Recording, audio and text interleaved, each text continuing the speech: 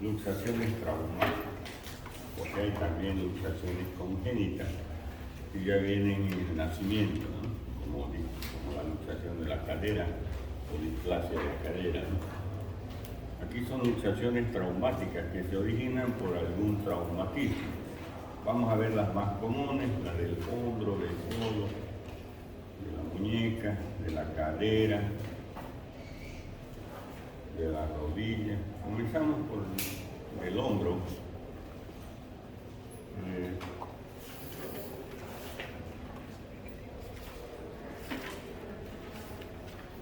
Recordemos cómo es la articulación del hombro. Aquí está el húmero, la tuberosidad mayor, menor, la región metafisaria, la diáfisis. Aquí está la cavidad glenoidea, la apófisis coracoide, el olecranon, la escápula y a las costillas, ¿no? Los espacios intercostales. Muy bien.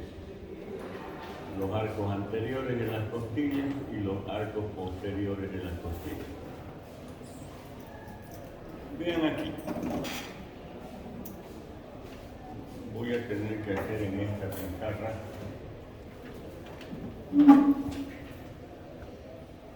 a ver. Normalmente está la cabeza del húmero. En la cabeza del húmero. Y esta es la cavidad glenoidea. La cabeza del húmero se sobrepone un poquito a la cavidad glenoidea. ¿Ya? Entonces ustedes ven la sombrita aquí, así. Eso es lo normal. ¿Ya? Hay la cavidad glenoidea, un poquito viene, la cabeza del húmero se sobrepone. Cuando hay la línea esa, la cabeza está por aquí, no se sobrepone a la sombrita, a la cavidad glenoidea, es que hay luxación. ¿Ya? Uno tiene que fijarse bien en eso. A ver, más o menos,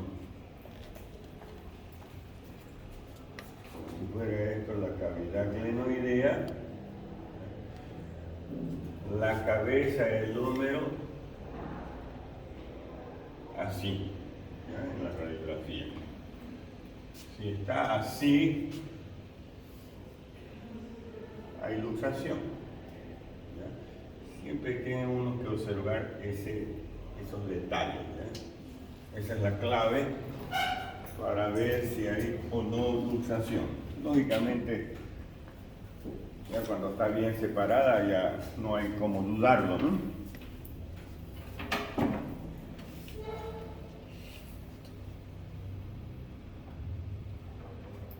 Mecanismos, tenemos luxación anterior, luxación posterior y luxación inferior. Realmente la luxación anterior es la más frecuente, es decir, donde la cabeza del húmero está hacia adelante de la glenoidea, por caída sobre la palma de la mano o el codo, llevando el hombro en abducción, rotación externa y extensión. Esos son los mecanismos. La luxación posterior, cuando la cabeza está detrás de la glenoide, generalmente en descargas eléctricas se produce este tipo de luxación posterior. Luxación inferior, mecanismo de abducción. ¿Cómo nos damos cuenta que hay una luxación clínicamente? Entonces vean, normalmente es así el hombro. Cuando hay una luxación, aparece este signo de la charretera humana, ¿ya? Como la de los militares, ¿no? La charretera de los militares, tiene aquí en su hombro. Entonces, vean un hundimiento por debajo del acromión, el hundimiento porque la cabeza está luxada, ¿no? Entonces, esto es típico. Cuando vemos una luxación, vemos exactamente como está aquí. ¿Ya? Ese es el signo de la charretera. Lógicamente, deformidad, limitación del movimiento, no va a mover porque está luxado.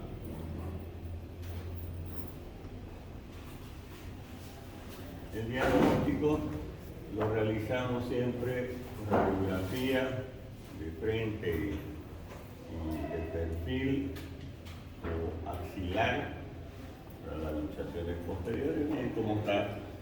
Aquí no hay como dudarlo que hay una luxación, ¿no es cierto? Está luxado. Aquí va a ver el signo de la charretera. Importante en el examen clínico la revisión vascular y nerviosa, ¿no? Porque por aquí pasan las arterias, los nervios. Antes de hacer la reducción,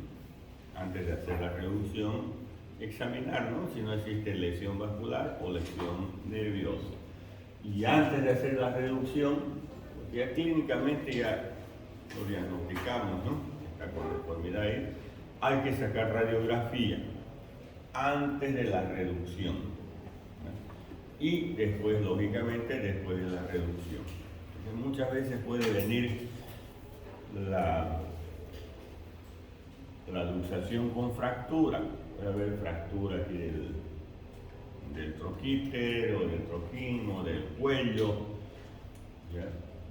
Si nosotros, o una lesión nerviosa, nosotros no hacemos una valoración clínica vascular y nerviosa, es la sensibilidad, los movimientos, hacemos la reducción y después no mueve, hay alguna lesión de algún nervio, el paciente no va a decir, pues la luxación, va a decir, usted me tironeó ahí y me lesionó el nervio. Eso, antes de hacer la reducción hay que hacer el examen, ¿no? Eso es lo correcto, ¿no? Y también, como les digo, antes de la reducción, la radiografía, porque puede haber fracturas también. Ahí, una vez hecho el diagnóstico clínico, radiográfico, y si es necesario tomografía, se hace, ¿no? Ahí vamos a las maniobras de reducción. Existe Hipócrates, Mottes, Kocher. Ya. La de Mottes y la de Kocher son parecidas. Consiste en tracción del miembro en una camilla, y alguien hace una contratracción. Un ayudante, una enfermera, enfermero, etc. No un familiar, ¿no?, que será alguien de salud. Entonces hace una contratracción con una pañoleta, lo que haya para alcanzar esta contratracción. El médico hace la tracción, ¿ya? Y no es que es tracción así jalando, ¿no?, es tracción continua, ¿ya?, sin desesperarse, ¿no? Se le dice al paciente que se va a traccionar, tiene que relajar el músculo, soltar el músculo, una tracción. Esa es la de Mottes. La de Kocher es hacer una leve rotación y una leve abducción, separar un poquito más el brazo y tiene que reducir.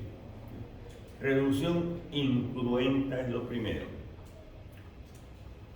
Si varios intentos no se ha conseguido la reducción incruenta, hay que ir al quirófano, anestesiarlo y traccionarlo bajo anestesia.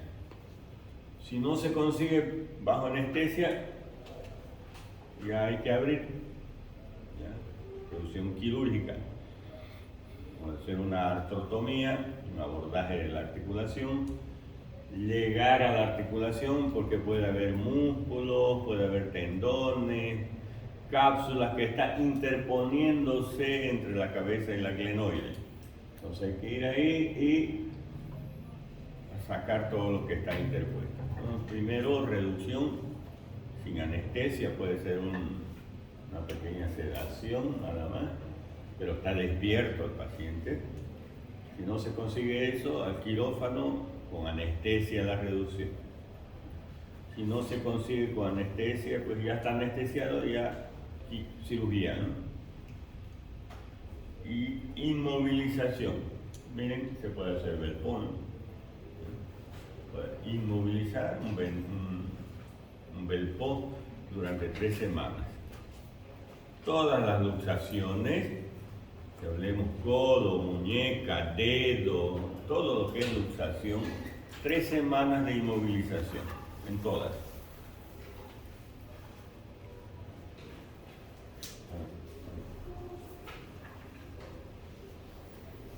Ahora, algo aquí, luxación de hombro. Existen las luxaciones recidivantes. ¿Qué quiere decir luxación recidivante?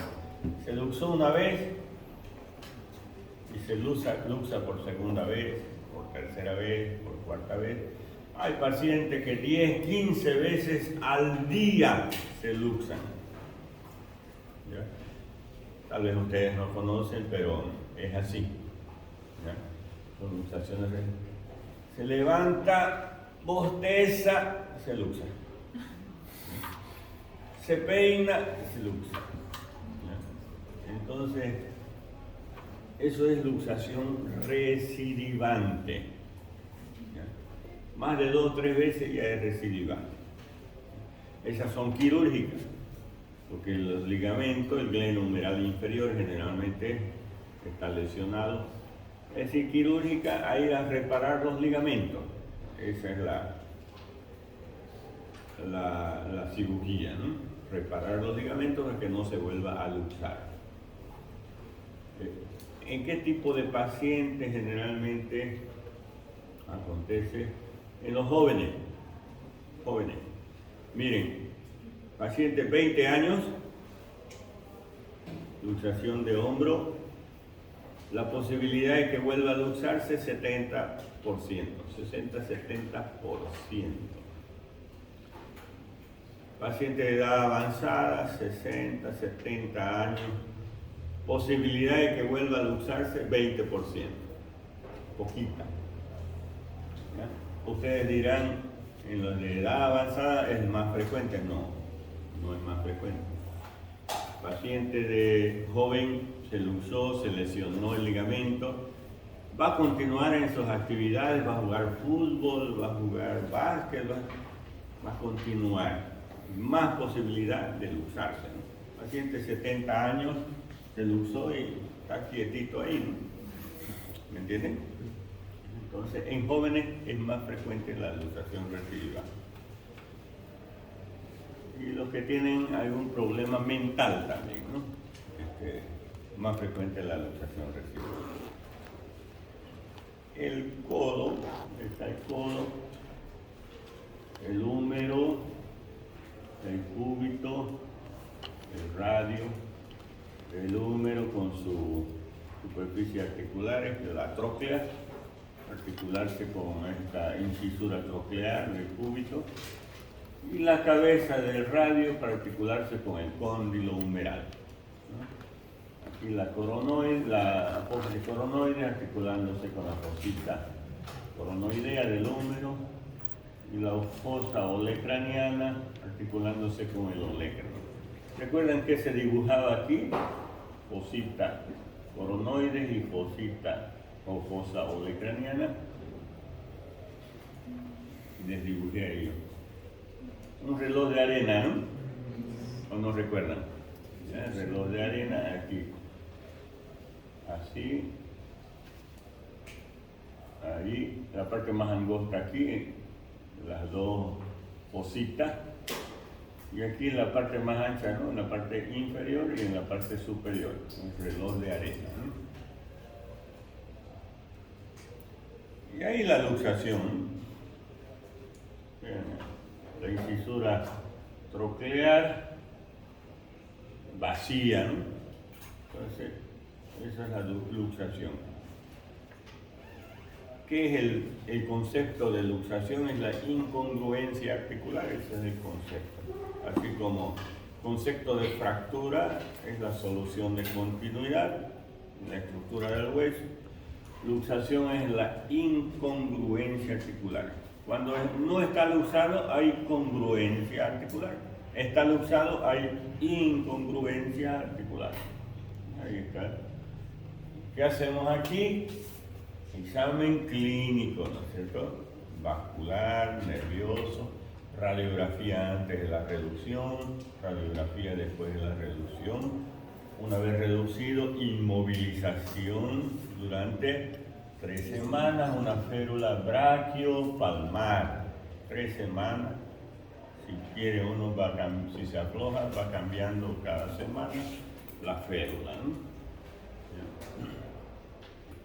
Radiografía pre-reducción y post-reducción.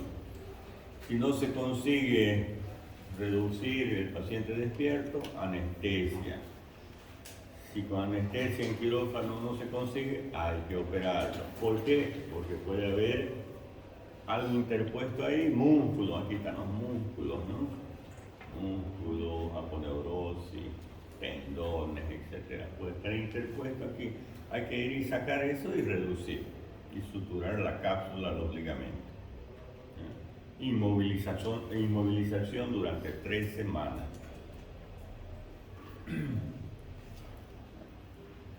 Aquí hay un triángulo, se llama triángulo Nelatón. Olecranon, epitroclea y epicóndilo, ese es el triángulo de Nelatón. Normalmente se forma el triángulo por esas 3 estructuras. Pero aquí hay una deformidad, ya no hay el triángulo, hay una luxación de codo, ¿no? Ahí está el codo luxado. ¿Cómo se reduce el codo? No tengo la figura. El paciente echado en una camilla, colgando el codo así, porque así está flexionado el codo cuando está luxado. Colgando y se hace una tracción. El codo aquí apoya sobre el borde de la camilla y se hace la tracción y la contratracción. Y eso va entrando a su lugar. 3 semanas de inmovilización. Muñeca. Articulación de la muñeca es esta de aquí. El escafoide semilunar y piramidal que se articula con los huesos del antebrazo, con el radio y con el cúbito. Eso se llama cóndilo carpiano, es una condilar. Aquí está, ¿esto es de un niño o de un adulto? La radiografía en niño, ¿no? ¿Por qué niño? Porque, ¿qué se llama esto? Físico. O cartílago de crecimiento, ¿no ves? Epífisis, fisis, metáfisis y diáfisis. Entonces, que fractura no nos interesa, entonces mostrarle que esta es la articulación de la muñeca, generalmente caída con la palma de la mano, se puede luxar ahí. Bueno, aquí es fractura, pero puede haber luxación. ¿Cuál es el mecanismo? Bueno, aquí mejor los huesos. ¿Qué hueso es este de aquí, el 3? Si se fracturó este hueso, ¿qué van a decir en la historia clínica ustedes? ¿Fractura de qué? ¿Quién me dice? Este es el escafoide, con el radio, semilunar, con el radio, el piramidal, con el cúbito, pero aquí hay el ligamento triangular entre los dos. Aquí hay un ligamento. Pisiforme, escafoide, semilunar, piramidal, pisiforme, es el superior, inferior, trapecio, trapezoide, el hueso grande y el hueso ganchoso. Trapecio para el primer metacarpo, trapezoide para el segundo, el hueso grande para el segundo, para el tercero y cuarto metacarpo, y el hueso ganchoso para el cuarto y quinto metacarpiano. Se articulan entre sí, ¿no? ¿Cuál es la maniobra de reducción? Solamente tracción sobre el propio eje. Está luxado, traccionamos, colocamos en su lugar. Férula, 3 semanas. Miembro inferior, cadera. Luxación de la cadera. Ya sabemos, la coxofemoral es la cadera, ¿no? El hueso ilíaco, el agujero obturador, el pubis, el isquion, la rama iliopúbica, ilioisquiática, isquiopúbica. Columna anterior, columna posterior, pared anterior del acetábulo y pared posterior del acetábulo. ¿Dónde es más cubierto el acetábulo? ¿Pared anterior o pared posterior? Aquí es lo mismo, vean ustedes, que el hombro.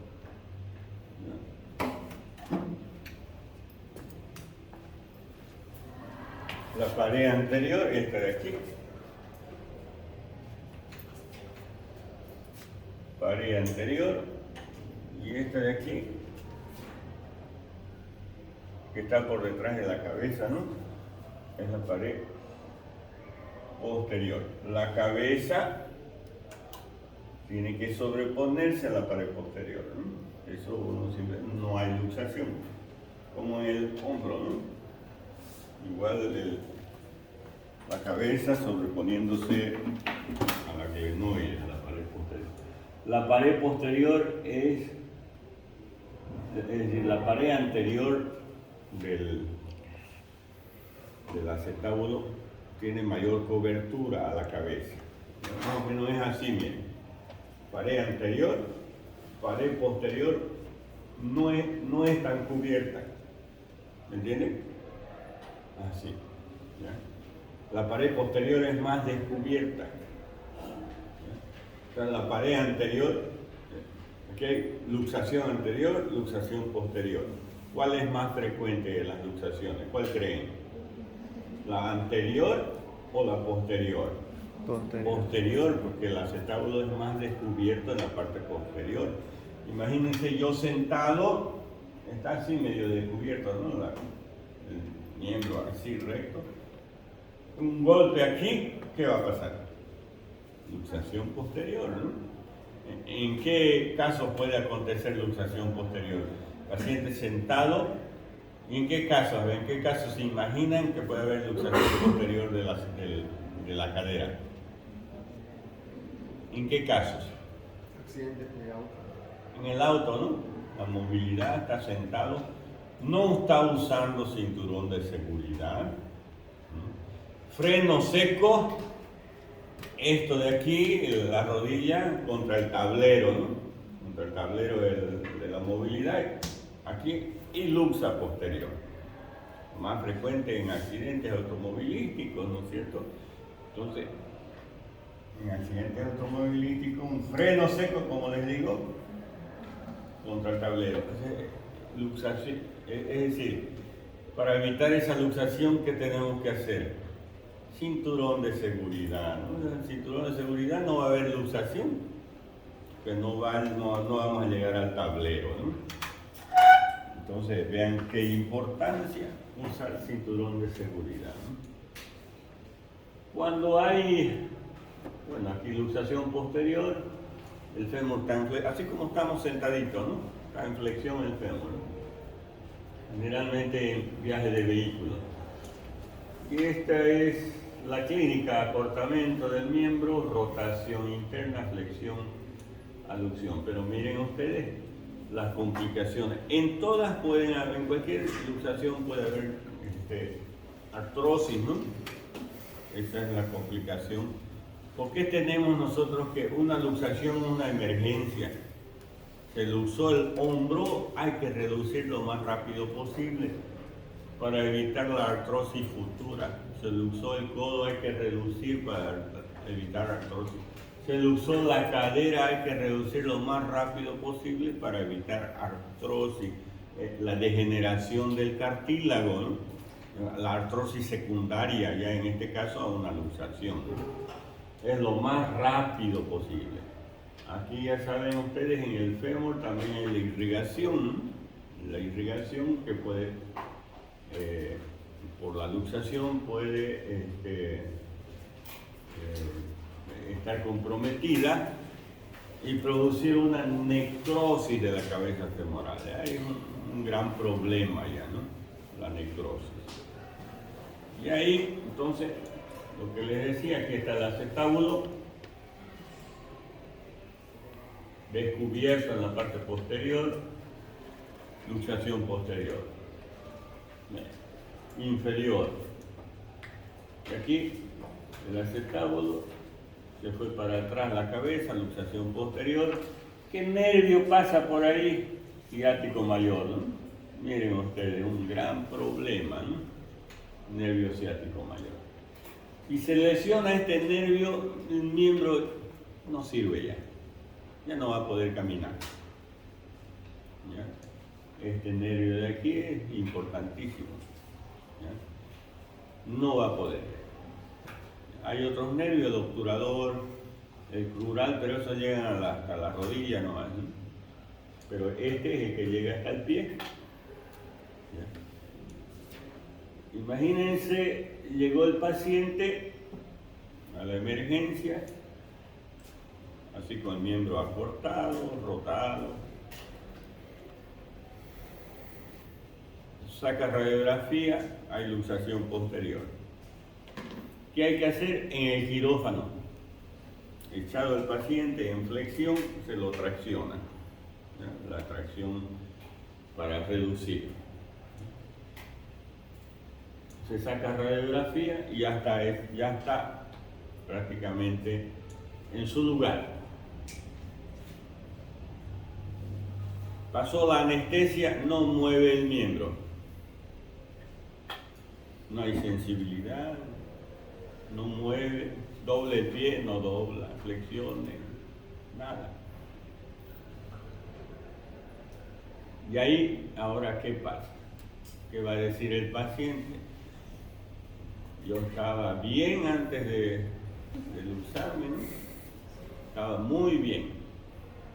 Y ahora no puedo mover mi pie, no puedo ni andar. Usted me lesionó, ya aconteció eso por si acaso. ¿Ya? Ahí el médico en problemas, ¿no? En problemas, imagínense, ¿ya? Miembro inferior, ¿no? El ciático. Sí o sí hay que examinar, ¿no? Examinar, siente, doble su pie, haga estos movimientos, está bien el ciático, vamos al quirófano. Siempre. Ya aconteció esto con el nervio ciático, aquí en nuestro medio. Entonces la cadera, ya conocen, la cabeza, el cuello, tocante el mayor, menor, aquí está luxado, ¿no? Rodilla. La rodilla, aquí está el fémur. Siempre vemos la cortical, seguimos las corticales. Hay uno más bajo y el otro más alto. Hay dos cóndilos, ¿no? En el fémur. ¿Qué cóndilo es este más bajito? Miren, aquí está el otro. Este es un cóndilo y ese es el otro cóndilo. ¿Qué cóndilo es más bajo?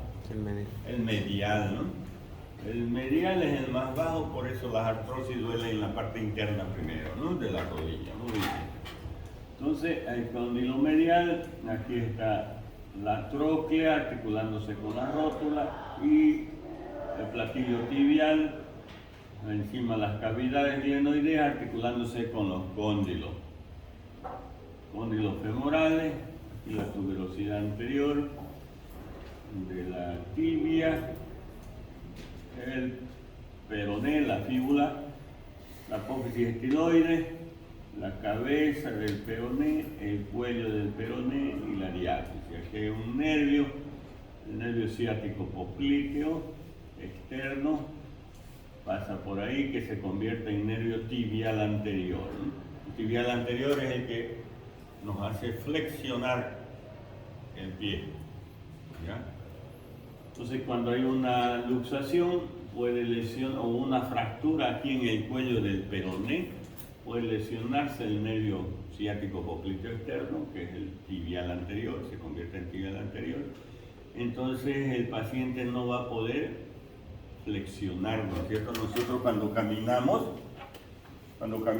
levantamos el pie y hacia abajo, ¿no es cierto? Es decir, levantamos y luego lo ponemos en el piso, ¿no?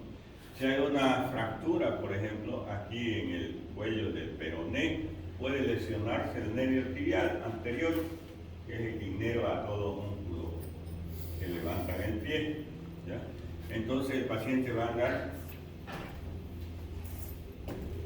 ¿no es cierto?, arrastrando, no como arrastrando el pie, ¿ya?, arrastrando la punta del pie, porque no puede levantarla. ¿Ya? Vean, en caso de fractura, ¿no? En caso de fractura o luxación también uno debe examinar.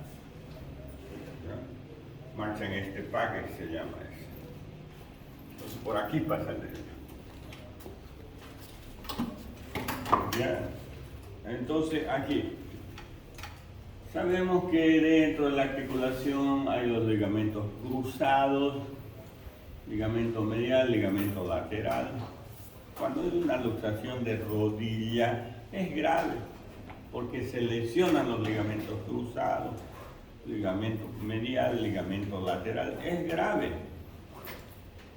Ya no es, se hace la reducción, ¿no? Se tracciona, el paciente echado sobre el propio eje, se tracciona, se coloca en su lugar, pero sí o sí es quirúrgico. ¿Ya? Se pone su férula y se programa una cirugía. Lógicamente hay que hacer valoración vascular, nerviosa, todo eso, ¿no? Tomografía, aquí resonancia para ver los ligamentos, etc. Pero no va a haber duda, ¿no?, de que luxación de rodilla sí o sí es. ¿Será que se han lesionado los ligamentos? Rodilla, miren, aquí debería estar el cóndilo, ¿no? Los cóndilos completamente. Aquí hay lesión de todo, ¿no? Cruzados, meniscos, mediales. Entonces se hace una tracción para encajar eso ahí y después se programa la cirugía, ¿no?, para reconstruir los ligamentos, meniscos, etc. Se hace una artrotomía para reconstrucción. Luego el tobillo, finalmente el tobillo. Veamos, conozcamos la radiografía normal de un tobillo. Ahí está la tibia, la cortical de la tibia, articulándose con el astrágalo. El astrágalo, el cuerpo del astrágalo, el cuello del astrágalo, la cabeza del astrágalo, articulándose con el escafoide. Aquí la parte posterior del astrágalo, aquí está el ostrigunum para insertar el ligamento. La cara inferior del astrágalo articulándose con la cara superior del calcáneo. Aquí está el seno del tarso, el canal y seno del tarso. Aquí está el calcáneo, su cara anterior articulándose con el cuboide. Aquí la cara inferior con las dos tuberosidades, interna y externa y anterior. Y la concavidad, la parte posterior para la inserción del tendón calcaneano, ¿no?, tendón de Aquiles. ¿Ya? Entonces, esta es una radiografía de perfil. Vemos al peroné. El peroné o fíbula, el maleolo externo o maleolo peroneo articulándose con la cara lateral del astrágalo, y aquí medialmente el maleolo interno articulándose también, pero con la cara interna del astrágalo. Entonces se debe examinar, palpar la arteria pedia, la arteria tibial, hay equimosis, todo eso puede haber en la clínica, ¿no? Dolor, edema, equimosis, deformidad, etc. Luxación del tobillo hay que traccionar también, ¿no? Igual que rodilla, tracción sobre su propio eje. Ahí está una fractura, luxación, ¿no? Entonces está luxado el tobillo y fracturado también aquí el maleolo interno, fractura del peroné, fractura del maleolo posterior también, ¿no? Y férula, ¿no? Férula durante 3 semanas. Bueno, eso es luxación. Lesiones de los tendones. No sale colores, es rojo eso. No importa.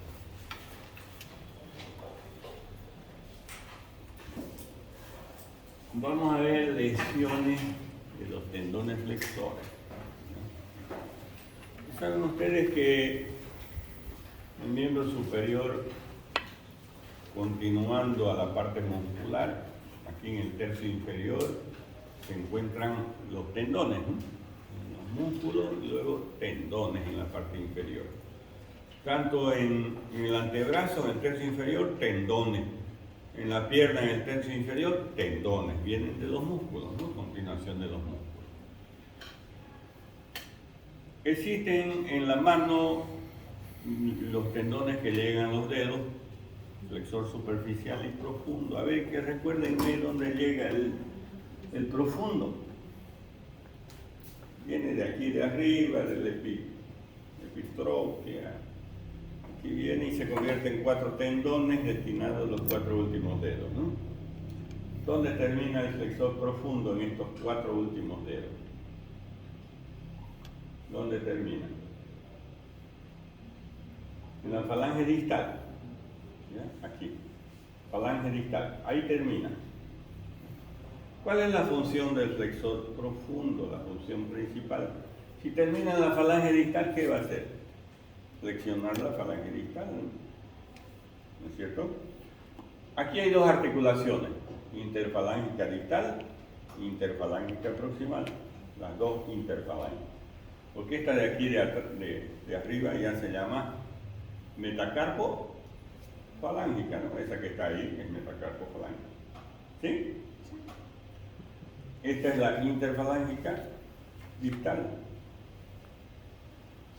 Y esa es la interfalángica proximal, ¿no? Estoy flexionando la proximal. Entonces, paciente se cortó aquí, ¿ya? En el antebrazo, tercio inferior, donde están los tendones. Quiero ver si se ha lesionado el profundo de esos dedos. Entonces, ¿yo qué hago? Venga, vamos a hacer un test. Mire, eso. Voy a examinar el tendón. O sea, paciente que se cortó, no usted, un paciente tercio inferior. Voy a ver si se ha lesionado su tendón profundo. Entonces, ¿qué voy a hacer? Primero voy a examinar el segundo dedo. Flexione. No se ha lesionado, ¿no es cierto? Tengo que agarrarme la articulación interfalángica y pedir que flexione. ¿Vamos? Quiere decir que el tendón profundo del segundo dedo está normal. Ahora vamos al tercer dedo. No me haga así, por favor. Vamos, flexione. Tendón del flexor profundo del tercer dedo, normal. Tendón profundo del cuarto dedo, normal. Y tendón profundo del quinto dedo, normal. No hay lesión. El momento en que el paciente no puede flexionar, flexione, no flexiona, yo digo, lesión del tendón profundo del tercer dedo. Ya sabemos el profundo. Y el del dedo pulgar, flexione, ese. ¿Ya? El tendón del flexor largo del pulgar llega hasta la falange distal del pulgar, entonces va a flexionar la interfalángica del dedo pulgar, es decir, ahí eso. Va a poder encender el encendedor todavía, ¿no? Ya. Ahora veamos el superficial. ¿Dónde termina el superficial? ¿En qué falange termina? Si el profundo va hasta la falange distal, el superficial va hasta la falange proximal. ¿Qué articulación va a flexionar la interfalángica proximal? Entonces yo voy a ver ahora el superficial. Así ponga, por favor. Eso. ¿Cómo examino? Miren, voy a agarrar los otros dedos, voy a examinar el tercero nada más. Doble más. Miren, el tercero, interfalángica proximal, normal del flexor superficial. ¿Lo ven? No está flexionando la distal, no me interesa la distal, ya examiné el profundo, ahora estoy examinando el superficial. ¿Lo ven? Miren, normal. Y así tengo que agarrar los dedos para ver la articulación interfalángica. Puede sentarse, gracias. ¿Ya? Entonces, vean, tendones superficiales y profundos ya están examinados. En el momento en que falle uno, ya ahí escribo en la historia, ¿no? Y hay que operar ahí, ¿no? Ir y unir ese tendón lesionado. Tenorrafia se llama la sutura del tendón. Ya. Ahora, entonces ya sabemos quién hace esa función de flexionar la interfalángica distal, la interfalángica proximal, y la metacarpofalángica, ¿quién flexiona? Los flexores también, pero hay unos que flexionan ahí. ¿Quiénes son esos? ¿Ha escuchado hablar los lumbricales? Sí. Lumbricales. ¿Qué articulación se está flexionando ahí? Metacarpofalángica. Flexionan la articulación metacarpofalángica. Músculos lumbricales. Accesoriamente es otro músculo, pero los lumbricales van haciendo eso. ¿Ya? Ahora, la muñeca, ¿quién flexiona la muñeca? Todos esos tendones flexores, ¿no? ¿Sí? Que hemos nombrado. Ahora, los lumbricales internos, porque son 4, ¿no? 1, 2, 3 y 4 para cada dedo. Los 2 internos, inervados por el cubital. Los 2 externos, inervados por el mediano. Los lumbricales. Los 2 externos, el mediano. Los 2 internos, es el cubital o ulnar. ¿Ya? Por eso la mano de partero cuando hay lesión del cubital, ¿no? ¿No es cierto? Mano en garra cuando hay lesión del mediano. Mano caída cuando hay lesión del radial, ¿no? Mano caída. No puede extender, ¿no? El radial inerva a todos los músculos extensores, desde aquí. El tríceps, extensión radial.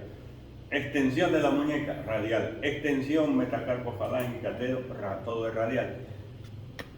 El extensor del miembro superior se llama nervio radial. Y los flexores, músculo cutáneo en el brazo.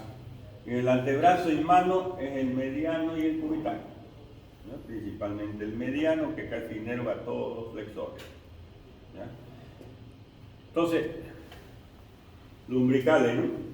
Inervados por el mediano y cubital. ¿Ok? Ahora, ¿quién separa y abre los dedos? ¿Qué músculos separan y abren los dedos? ¿Quién hace esa acción? Los interóseos, palmares y dorsales. ¿Ya? Eso hacen los interóseos. ¿Quién inerva a los interóseos? Porque en base a los movimientos no hay lesión del nervio tal, ¿no? Nervio cubital o ulnar. ¿Ya? Hace eso. Abre y separa los dedos, los interóseos, nervio cubital. Si hay un test, porque aducción, ¿no? Se llama eso, ¿no es cierto? Aducción. Alguien que no, présteme su hojita suelta. Sospecho que hay una lesión, se ha cortado el nervio cubital. Entonces no va a poder aducir ni abducir. Entonces yo le pido al paciente que, así, en el primer espacio, agarre la hojita y la apriete. Yo no voy a poder soltarla.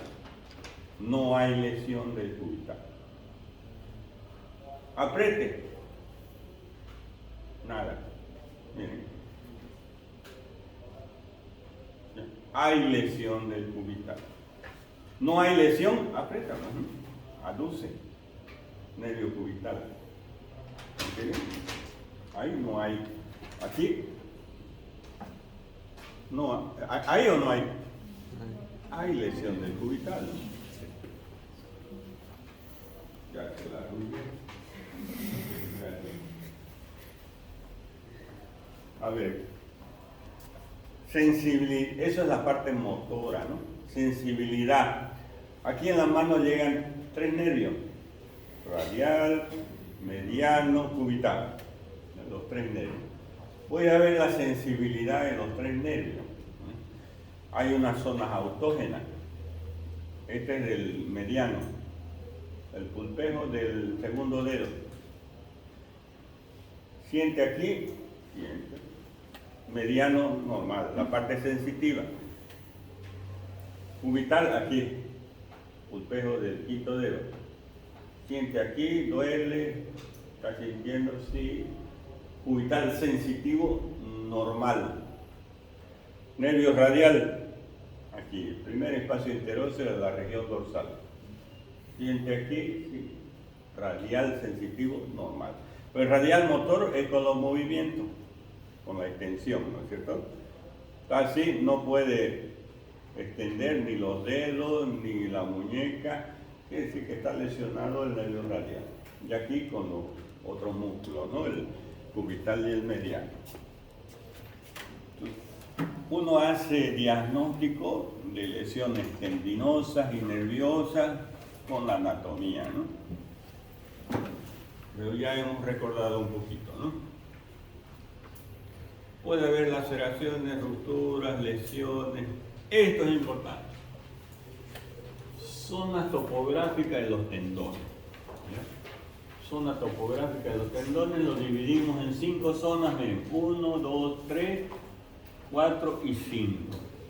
Vamos viendo, miren.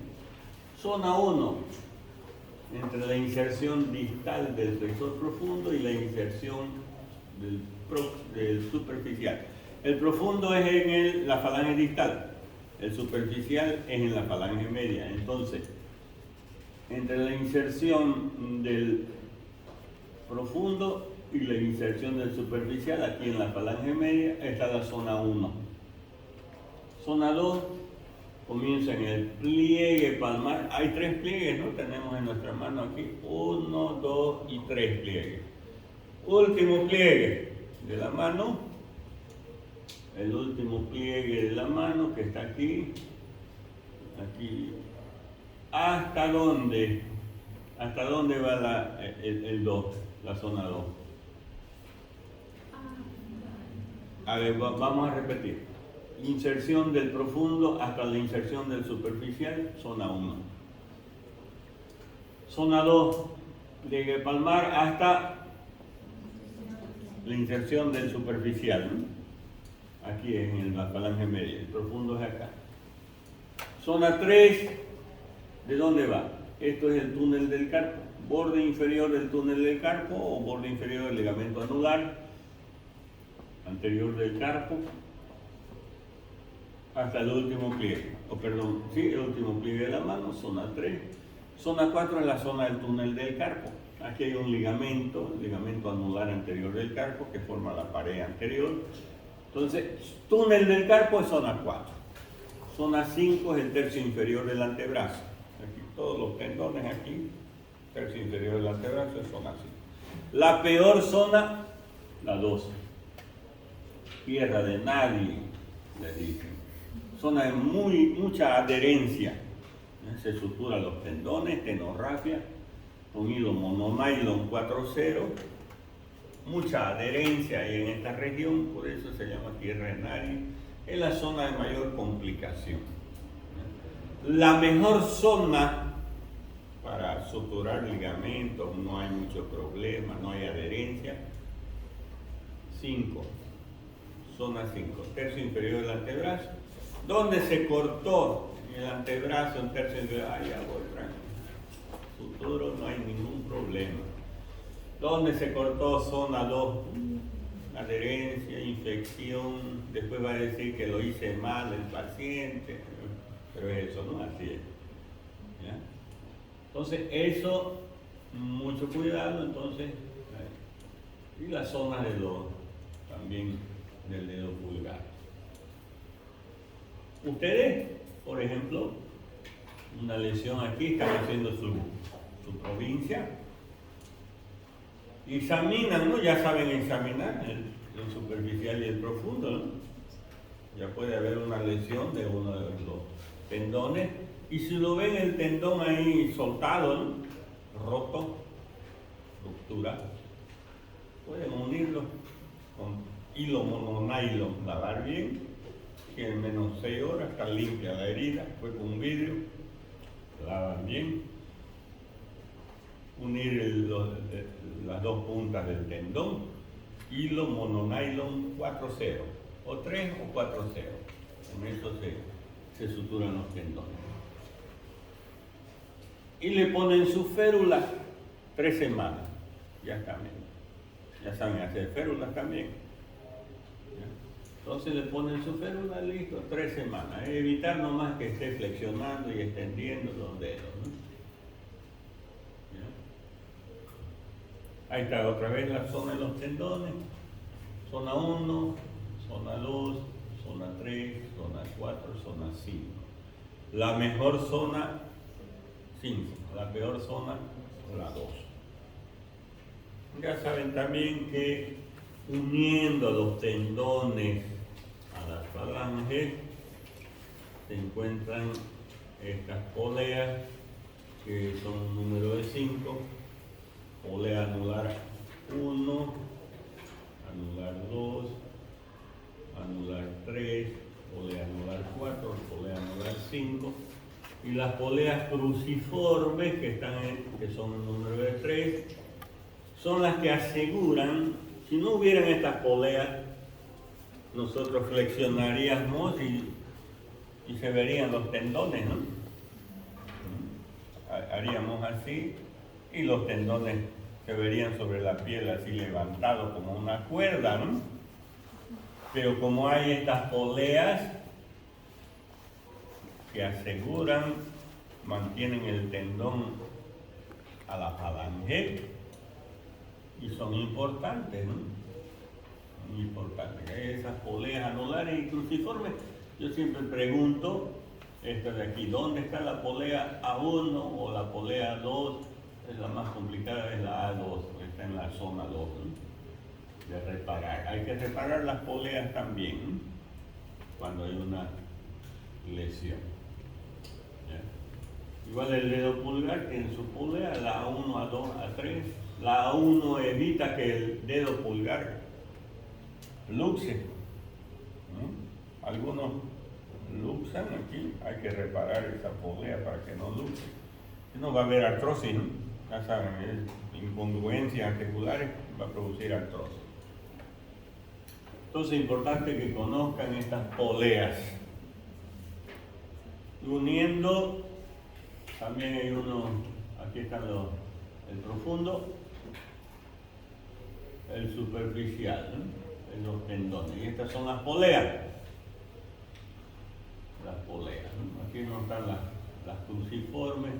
Entonces se han separado las poleas aquí, que si no hubieran polea sería levantado así, ¿no? Esto asegura las poleas. Y aquí lo que dice su compañera, ¿no? Aquí que estoy examinando el profundo, ¿no? Viendo la interfalángica distal, cada uno de los dedos. Que estoy examinando el superficial, ¿no? Flexionando la interfalángica proximal. Para el flexor del pulgar, ¿no? Examinar. En base a esto nosotros hacemos el diagnóstico, ¿no? Ahí anotamos. Lesión del flexor profundo, tal dedo, etc. Igual hacemos eso, los movimientos, ¿no? Porque así estamos flexionando también, ¿no? El primero, segundo, tercero y cuarto dedo. Aquí, ¿qué se lesionó aquí en este paciente? ¿Qué está lesionado? Está estirado este de aquí, el cuarto dedo, ¿no? ¿En dónde es el cuarto dedo? Está. La interfalángica proximal está flexionada, pero se ha lesionado ahí el cuarto dedo. Aquí la articulación metacarpofalángica, aquí la interfalángica proximal, distal. Uno va evaluando, ¿no? Pedirle al paciente que haga así también. Estoy examinando todos los tendones, ¿no? Superficial, profundo y el del pulgar también, ¿no? Pero aquí, si está lesionado el tendón profundo, no va a poder flexionar esto de aquí, ¿no? La distal. El profundo flexiono la interfalángica distal, pero accesoriamente la proximal también. Entonces mejor es hacer en forma separada cada dedo. Y el punto es la tenorrafia, un hilo mononylon 4-0, 2-3 semanas, hacer la injertos o transferencias, ¿no? Y ahí los diferentes nudos, ¿no? Que se dan en los tendones. Generalmente este es el que se da. Lesión de los nervios, ya aprendimos a examinar los nervios, o sea, la sensibilidad de los nervios, la parte motora. Pero ¿cómo está formado un nervio? Anatomía de un nervio. Todo esto es el nervio, ¿no? El nervio está envuelto por una capita, todo el nervio. ¿Qué se llama la capa que envuelve el nervio? Epineuro. Dentro del nervio hay los fascículos nerviosos. La capa que envuelve el fascículo se llama perineuro. Y dentro de cada fascículo hay la fibra nerviosa. Y la fibra nerviosa está envuelta por otra capita que se llama endoneuro. ¿Ya? Esa es la anatomía del nervio. Y hay una clasificación de las lesiones nerviosas: neuropraxia, axonecmesis y neuronecmesis. Neuropraxia es una lesión pasajera, no hay daño en el nervio. Todos hemos tenido neuropraxia. Todos hemos tenido neuropraxia. Sigamos. Neuropraxia, el bloqueo de conducción local, hay una parálisis, pero no hay degeneración del nervio. Es decir, no hay lesión del nervio. Les decía yo que todos hemos tenido neuropraxia. Alguna vez nos hemos echado sobre nuestro brazo y después no podemos levantarlo pasajeramente, ¿ya? No podemos levantar, algunas veces hacemos así, al cabo de unos minutos ya está normal. Todos hemos tenido, ¿no ves? ¿Sí? Eso se llama neuropraxia. Neuropraxia. Generalmente, paciente que le ha echado unos whiskies, se echa a dormir sobre el brazo, se levanta hasta 1 o 2 días sin poder levantar el miembro. Ha tenido una neuropraxia. Pero ya esto de aquí, axonecmesis, discontinuidad, perineuro y endoneuro están intactos. ¿Qué se ha lesionado aquí? El perineuro y endoneuro intacto. El epineuro, ¿no? La capa más superficial se ha lesionado. Axonecmesis. Neuronecmesis es cuando ya hay una ruptura total del nervio. ¿Ya? Ahí la sutura, por ejemplo, aquí nervio mediano, aquí está lesionado, y se ha suturado el epineuro. ¿Qué tenía este paciente? Neuropraxia, axonedmesis o neuronedmesis. Axonedmesis, sí, porque el epineuro es el que estaba lesionado, ¿no es cierto? Entonces se ha suturado ahí el epineuro y listo. Ahora, la reinervación, 1 milímetro por día.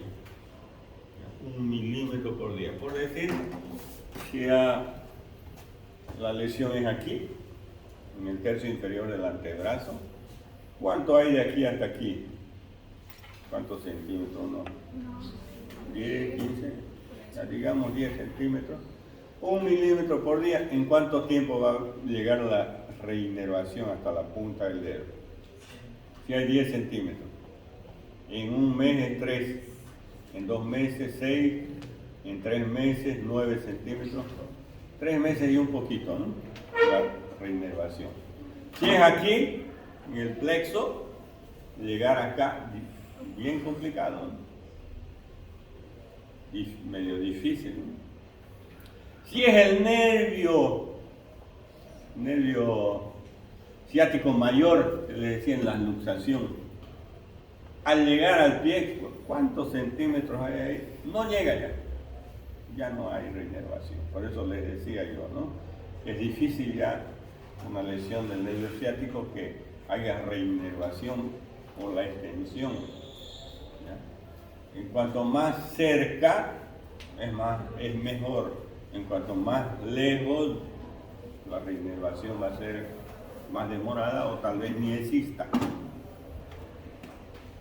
Ahí los nervios, aquí tenía una lesión del radial, el nervio radial estaba con la mano caída, ¿no? Se suturó el radial y después de un tiempo ya consigue extenderlo, ¿no? Y ahí también el nervio mediano,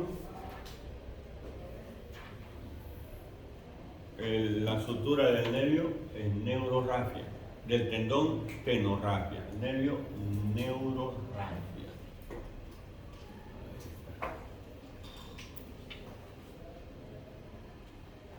Sutura de los fascículos, ¿no? Están dentro de los tendones, están los fascículos, ¿no? Muy bien. Injerto también.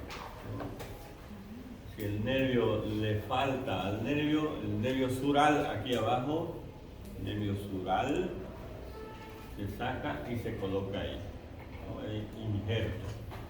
Igual de tendones, ya el nervio, ¿no? El peroneo lateral corto, el fibular tercero, se saca de ahí y se puede colocar el injerto de tendón. Muy bien, nos vemos allá en la clínica ahorita.